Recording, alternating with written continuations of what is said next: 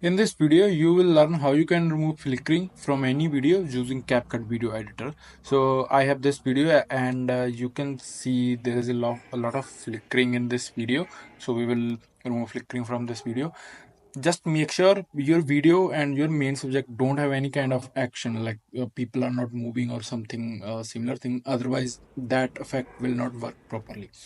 All right. So add your video in the CapCut and add in the timeline. As you can see, after that, copy and paste 2 times. Then select the second clip and move it 1 frame forward.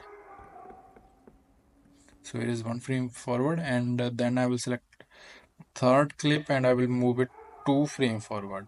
Now for the second clip, I will set the opacity 33%, and for the second I will set the opacity 66%, and it will remove flickering from our video. As you can see, our video flickering effect is almost gone.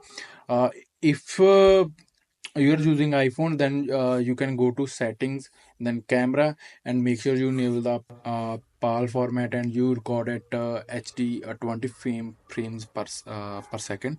This is the thing that you can do before the video. However, if video is already done, then you can follow this method.